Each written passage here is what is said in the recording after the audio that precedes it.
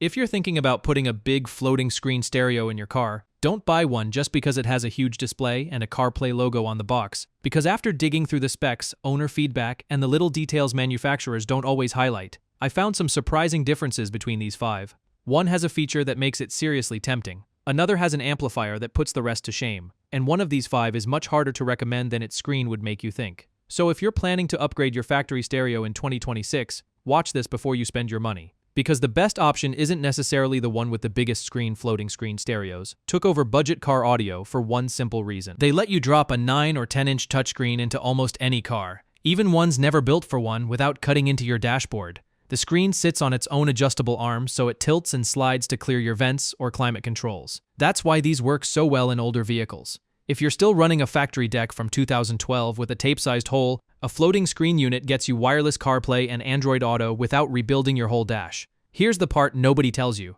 Screen size gets all the attention in the thumbnails, but amplifier power, steering wheel support, warranty length, and how the wireless connection holds up after month 3 matter more day to day. That's how I ranked these 5 weakest to strongest based on real specs and real owner feedback, not just what looks good in a photo. If straightforward reviews that actually save you money sound useful, that's the whole point of this channel, so go ahead and subscribe to our channel before we get into the ranking. Starting at number 5, the Woibugee 10-inch floating QLED, the cheapest stereo on this list, and on paper it doesn't look weak. A real floating detachable QLED display, wireless CarPlay and Android Auto, an 8-core processor, and a wide viewing angle that keeps the screen readable off to the side. Here's the catch. Woibugee sells a dozen nearly identical listings, and the specs quietly shift between them. RAM, storage, even single versus double DIN, depending on the exact page you click. Ratings sit in the mid to high 3 range out of 5 across most listings, and reviews are genuinely split. Some owners install it and it runs perfectly for months. Others hit software quirks, like needing a hidden settings code just to stop the screen going dark during video. If you're willing to research the exact listing, confirm the specs, and read recent reviews on that page,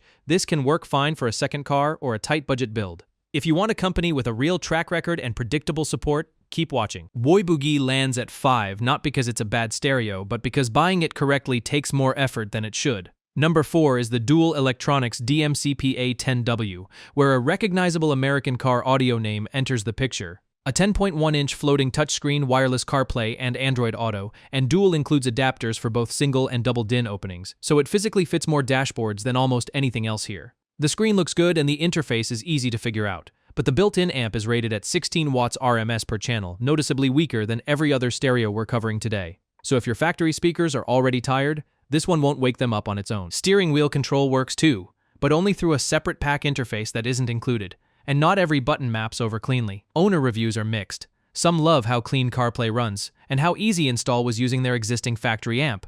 Others mention the wireless connection dropping and reconnecting on its own, and at least one review described a unit that stopped working within 6 months. Dual backs it with a standard 1-year warranty. Fine, nothing special. Buy this one if flexible mounting matters most, especially if you're not even sure whether your dash is single or double DIN. Skip it if built-in audio power is a priority for you. Number 3 is the Power Acoustik CPAA 70D10FW, the pick for anyone who wants the biggest screen without going far past $200.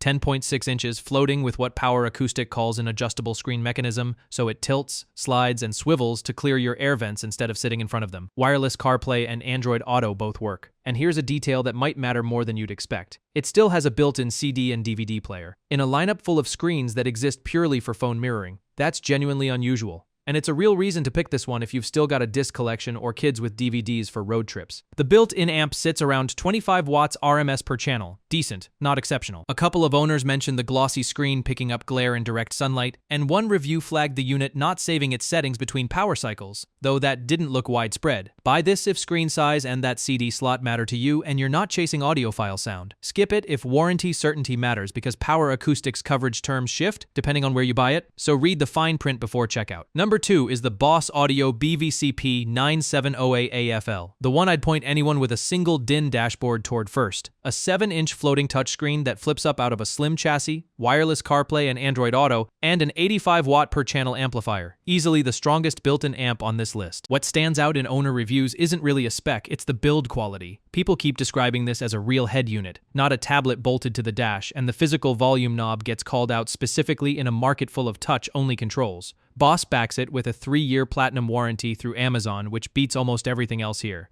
Now the catches. No backup camera is included.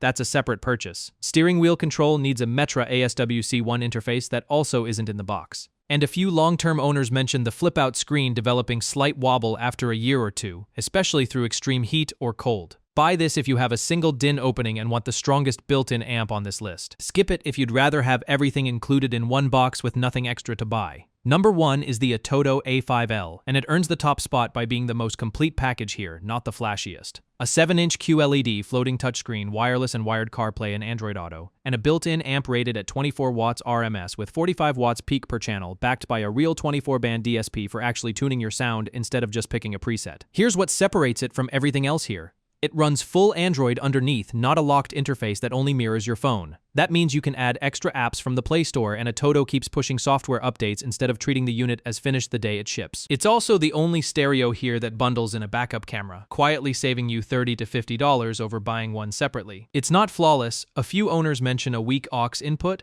and if your car uses a complicated CAN bus system for its steering wheel controls, you may need an extra adapter to get everything talking correctly. This also isn't the stereo for someone who wants to plug it in and never touch a setting again. The Android side rewards a little patience, but for the price, the combination of real hardware, an actual operating system, and a bundled camera is genuinely hard to beat. If you want the single best all-around budget floating screen stereo in 2026, this is it. So here's how it breaks down. Best overall, and my personal pick, is the Atoto A5L, because nothing else here matches that combination of price, real Android flexibility, and a bundled camera. Best large screen goes to the Power Acoustik, especially if that CD and DVD player matters in your house. Best single DIN pick and the strongest built-in amp on this list is the Boss Audio BVCP 970 A5L. And if flexible mounting across dash sizes is your top priority, the Dual Electronics DMCP A10W covers that better than anything else here, as long as you're fine with a weaker amp.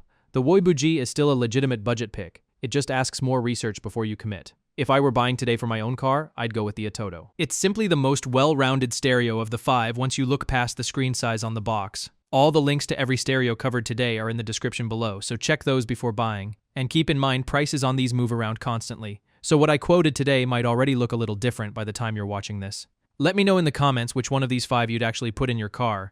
I read every comment on these videos, and if this saved you from buying the wrong stereo, subscribe to our channel because that's exactly the kind of video we make here.